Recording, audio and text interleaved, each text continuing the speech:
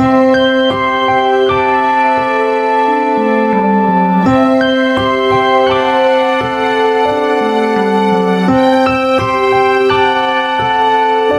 once again to your own channel Judicious. Today's topic is about developing CRM strategies. यानी हम strategic CRM की बात कर रहे हैं, top most level of customer relationship management, और उसकी स्ट्रेटजीज को किस तरीके से कंपनीज डेवलप करते हैं. So will just begin this session with the introduction of strategic CRM.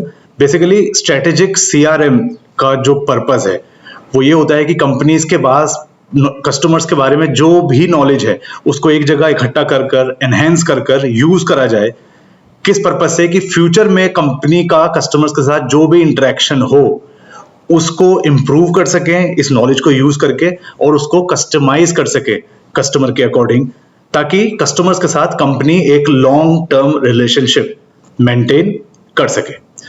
तो स्ट्रेटेजिक CRM में बेसिकली जो स्टेप्स इन्वॉल्व होते हैं, जो CRM स्ट्रेटजीज को डेवलप करने में जो स्टेप्स इन्वॉल्व होते हैं, वो एक बार हम यहाँ पर स्टडी करते हैं. CRM स्ट्रेटजीज बनाने के लिए there are basically 3 steps. One is amplify commitment, next step is build project team, and the third and final step is requirement analysis. All these 3 steps are interrelated and they are continuous in nature. So if we talk about the first step, that is amplify commitment.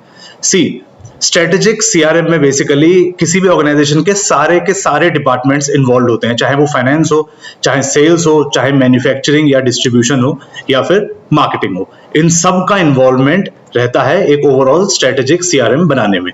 तो ये बहुत जरूरी है कि हर एक department का support यहाँ पर मिले और उनका फीडबैक यूज करा जाए स्ट्रेटजीज को डिटरमाइन करने के लिए. इसके लिए हर एक इंडिविजुअल डिपार्टमेंट को भी इन्फॉर्म रखना पड़ता है कि क्या क्या डेवलपमेंट प्रोसेस या क्या क्या implementation are being carried out within the organisation.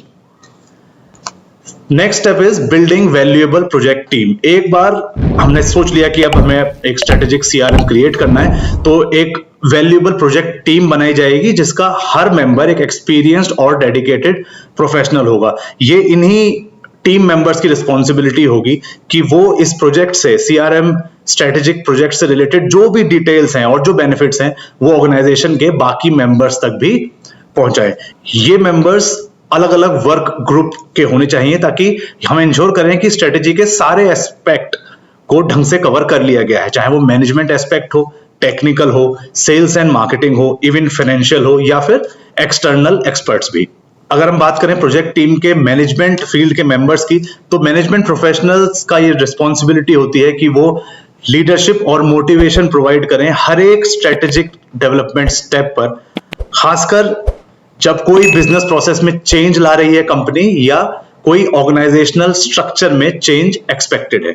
Second is technical professionals basically useful contribution provide करते हैं सॉफ्टवेयर एप्लीकेशन को बनाने में और उसको मैनेज करने में, प्लस एग्जिस्टिंग सॉफ्टवेयर फीचर्स के साथ नए स्ट्रेटेजिक CRM की कंपैटिबिलिटी को भी चेक करना टेक्निकल मेंबर्स का काम होता है. फिर प्रोजेक्ट टीम के अंदर मेंबर्स होते हैं सेल्स और मार्केटिंग के.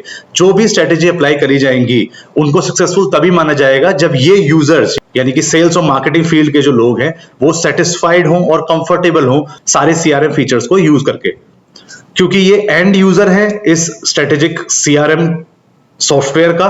तो इसलिए भी इंपॉर्टेंट है क्योंकि यही वो लोग हैं जो कंपनी को उनके CRM के बारे में, स्ट्रेटेजिक CRM के बारे में यूजफुल फीडबैक प्रोवाइड कर सकते हैं. फिर आते हैं फाइनेंस डिपार्टमेंट के लोग.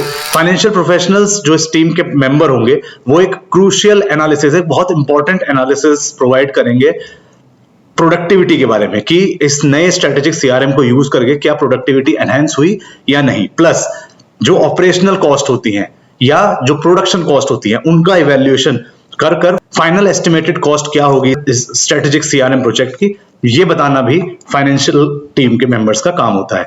Then there are external experts. ये वो लोग हैं जो जनरली हायर करे जाते हैं या फिर आउटसोर्स करे जाते हैं एक सेकंड ओपिनियन के लिए कंपनी के थ्रू, खासकर तब जबकि ऑर्गेनाइजेशन में खुद के पास CRM एक्सपर्ट्स की कमी होती है.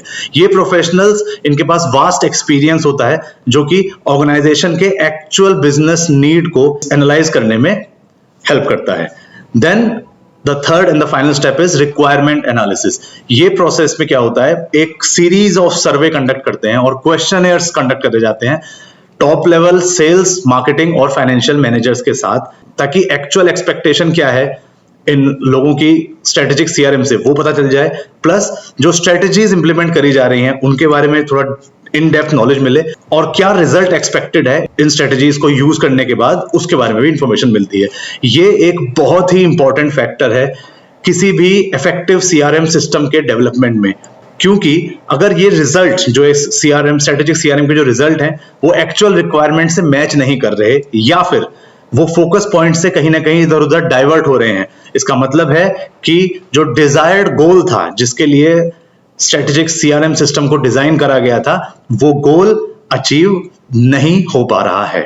So that was all regarding strategic CRM or developing the CRM strategies. Hope you like the videos. Till the time we meet next, it's me Amit Sharma signing off. Bye bye and take care. Thank you so much.